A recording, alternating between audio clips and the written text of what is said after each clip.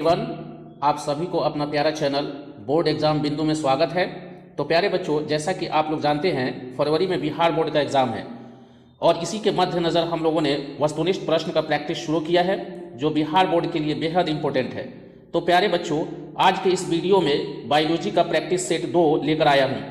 तो प्यारे बच्चों, वीडियो को बगैर स्किप किए हुए अंत तक देखें ताकि सभी प्रश्नों का प्रैक्टिस अच्छा से हो सके। तो प्यारे बच्चों, बगैर देरी किए हुए इस वीडियो को स्टार्ट करते हैं। तो आज का पहला प्रश्न है शरीर के बाहर होने वाले निषेचन को क्या कहते हैं। तो शरीर के बाहर होने वाले निषेचन को क्या कहा जाता है। ए में ऑप्शन दिया हुआ इन विट्रो, बी में इन विवो, सी ए और बी दोनों, और डी इनमें से कोई नहीं। तो प्यारे बच्चों, इसका करेक्ट आंसर होगा ए इज द करेक्ट आंसर, क्योंकि बाहर होने वाले निषेचन को इन विट्रो निषेचन कहा जाता है। तो इसका करेक्ट आंसर होगा ए। सेकंड क्वेश्चन पे चलते हैं। तो आज का जो सेकंड प्रश्न है, इनमें किसमें जल माध्यम से निषेचन होता है। तो जल के माध्यम द्वारा किसमें निषेचन होता है। तो ऑप्शन ए है शैवाल, बी है ब्रायोफाइट्स, सी टेरिडोफाइट्स, डी गुड़हल। तो इसका करेक्ट आंसर होगा ब्रायोफाइट्स। प्यारे बच्चों, आप लोग जानते हैं कि ब्रायोफाइट्स में निषेचन के लिए जल की आवश्यकता होती है, अतः जल माध्यम द्वारा इसमें निषेचन होता है। तो ब्रायोफाइट्स में निषेचन जल के द्वारा होता है। तो इसका करेक्ट आंसर होगा B is the correct answer, bryophytes. अगले प्रश्न पे चलते हैं। तो आज का तीसरा प्रश्न है, अगेम में अलैंगिक प्रजनन किसके द्वारा होता है। तो अगेम में अलैंगिक प्रजनन जो होता है वो बुलबुल द्वारा होता है। बुलबिल, सॉरी, इसमें मिस प्रिंट हुआ है। इसका जो करेक्ट आंसर होगा वही होगा बुलबिल। इसका स्पेलिंग होता है बुलबिल, BULBIL, बुलबिल। बुलबिल इसका करेक्ट ऑप्शन होगा। तो ऑप्शन ए करेक्ट हो जाएगा। तो इसका करेक्ट ऑप्शन क्या हो जाएगा, बुलबिल द्वारा। तो बुलबिल द्वारा अगेम में अलैंगिक प्रजनन की क्रिया होती है। अगला प्रश्न पे चलते हैं। तो अगला प्रश्न है, निम्न में से कौन उभयलिंगी पादप नहीं है। तो इनमें से कौन उभयलिंगी पादप नहीं है। तो उभयलिंगी पादप उसको कहा जाता है जिसमें नर और मादा जननांग दोनों उपस्थित होता है। इसका अर्थ है कि पुंकेसर तथा स्त्रीकेसर दोनों यदि हो तो उसको उभयलिंगी पादप कहा जाता है। तो पपीता देखिए, पपीता तो एक लिंगी है, क्योंकि या तो पुंकेसर होगा या स्त्रीकेसर होता है। तो इसमें पपीता जो है ये एक लिंगी पादप है, उभयलिंगी पादप नहीं है। तो इसका करेक्ट आंसर हो जाएगा पपीता।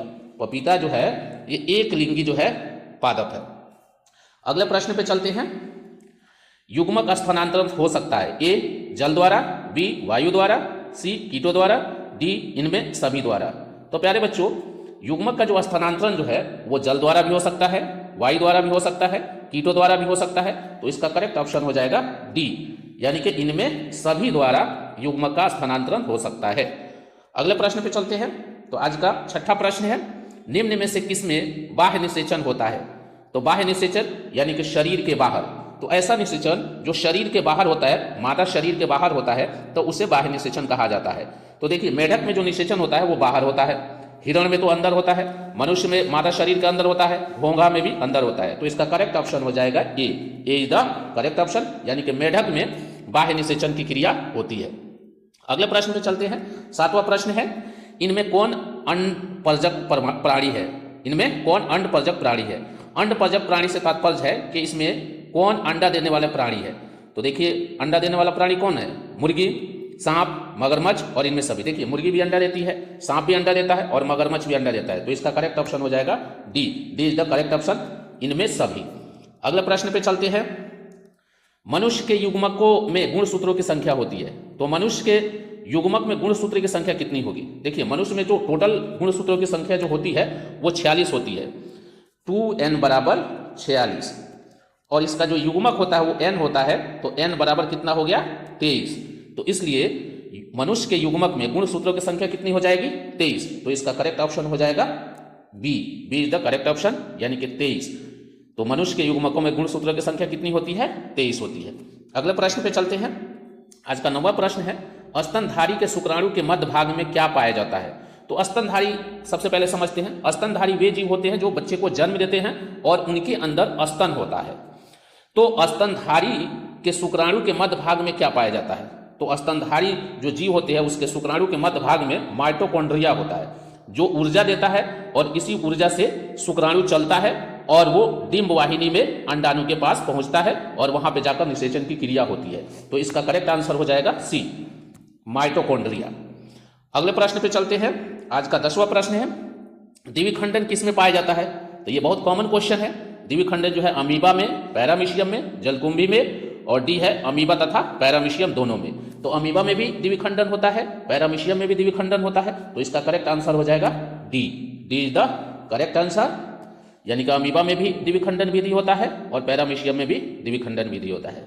तो प्यारे बच्चों, अगर इसी प्रकार का वीडियो आप देखना चाहते हैं तो प्लीज चैनल को सब्सक्राइब करें और लाइक शेयर करना मत भूलें, ताकि मोटिवेशन मिलता रहे और हम आप तक इसी प्रकार का वीडियो पहुंचाते रहे।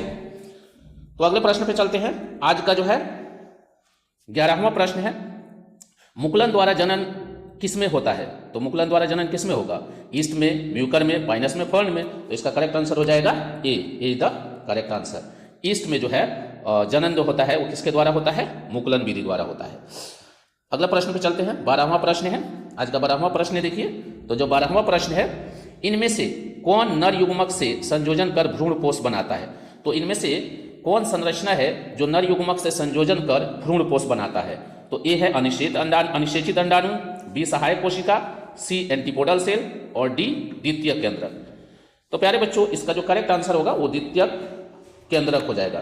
द्वितीयक केंद्रक जो है वो नर युग्मक से निषेचित कर त्रिगुणित भ्रूणपोष का निर्माण करता है। तो इसका करेक्ट आंसर हो जाएगा डी, द्वितीयक केंद्रक। अगले प्रश्न पे चलते हैं, जो आज का 13वां प्रश्न है। बिना निषेचन के पौधों का उत्पादन किसके द्वारा किया जाता है? तो बिना निषेचन के पौधे का उत्पादन किसके द्वारा होता है? ए है ग्राफ्टिंग, बी है प्रत्यारोपण, सी है कायिक प्रवर्धन, डी है ए और बी दोनों। तो इसका करेक्ट आंसर हो जाएगा सी हो जाएगा, सी द करेक्ट आंसर, कायिक प्रवर्धन। अगले प्रश्न पे चलते हैं। तो आज का 14वां प्रश्न है, प्राकृतिक अनिषेक जनन पार्थेनोजेनेसिस पाया जाता है। तो इसमें पार्थेनोजेनेसिस किस में पाया जाता है? ए है मक्खी में, बी मधुमक्खी में, सी मच्छर में और डी इनमें सभी में। तो प्यारे बच्चों, इसका जो करेक्ट आंसर हो जाएगा मधुमक्खी में।